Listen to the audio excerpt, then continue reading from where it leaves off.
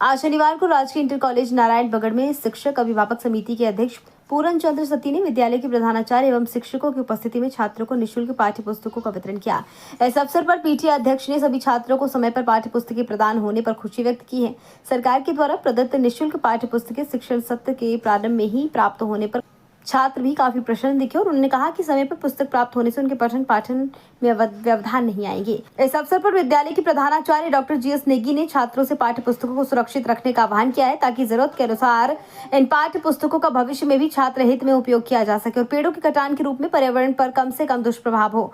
उन्होंने बताया है कि हमारा प्रयास रहता है कि सत्र के पाठ्य पुस्तकों को छात्र अगले सत्र के लिए बुक बैंक में जमा करते हैं, जिससे अगले सत्र में यदि किताबें देर से उपलब्ध होती हैं तो तब तक इन पुस्तकों में पठन पाठन को सुचारू किया जा सके। 12वीं में पढ़ता हूँ और हमें इस बुक्स नए सत्र में मिली है और बुक्स हमें सभी बुक्स प्राप्त होते जा रहे हैं धीरे धीरे कर और हमें नए सत्र में मिली जा रही है बुक। इससे हमें हमारी पढ़ाई लगातार चलती रहेगी और क्लासें भी लगातार चलती रहेंगी। कक्षा 12 का छात्र हूँ।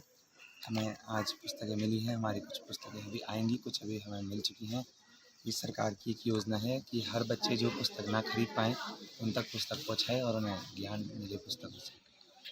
कक्षा 12 की, कक्षा 9 की और कक्षा 8 की कुछ पुस्तकें प्राप्त हुई हैं। कक्षा 10 की भी कुछ पुस्तकें प्राप्त हुई हैं, कुछ शीघ्र हमको प्राप्त होने वाली हैं। ये सरकार का बहुत ही बेहतरीन एक कदम है। सारे सरकारी विद्यालयों में पूरे राज्य में निःशुल्क छात्रों को पुस्तकें उपलब्ध कराई जा रही हैं और ये इस बार थोड़ा सा इसमें सुधार ये दिख रहा है कि शैक्षणिक सत्र के शुरुआत में ही कुछ किताबें पहुंच गई हैं।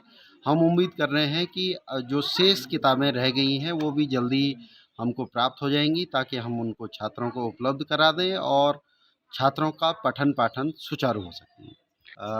छात्र छात्राओं से हम ये कहना चाहते हैं कि आप को जो निःशुल्क पाठ्य पुस्तकें प्रदान की जा रही हैं, आपको उनको बिल्कुल ठीक उसी तरह से सहेज करके संभाल करके रखना है जिस तरह से आप अपना धन खर्च करके दुकान से किताबें खरीदते हैं। क्योंकि किताब चाहे निःशुल्क मिले चाहे आप खरीद करके लाएं, किताब का महत्व कभी कम नहीं होता है।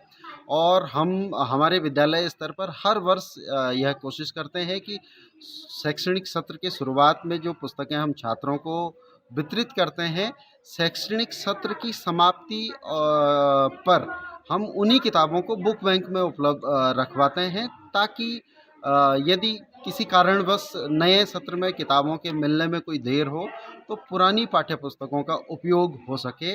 और दूसरा, क्योंकि ये छात्रों से ये भी कहा जाता है कि किताबों के बनने में बहुत सारे पेड़ों को काटा जाता है और यदि हम उस कागज़ को बर्बाद करेंगे तो अगले साल फिर से पेड़ों का कटना होगा, उसका सीधा दुष्प्रभाव हमारे पर्यावरण पर होता है। तो हमें इस बात को भी ध्यान में रखना चाहिए कि हम इन किताबों के कागज़ की बर्बादी न करें। खबर भारतवर्ष के लिए चमोली उत्तराखंड से कैमरामैन विक्रम नेगी के साथ सुरेंद्र नेत्रा की रिपोर्ट। अपने शहर, अपने प्रदेश की ताज़ा खबरों के लिए लाइक करें, शेयर करें, सब्सक्राइब करें और हाँ, बेल आइकन दबाना ना भूलें, क्योंकि खबर हमारी, फैसला जनतंत्र का।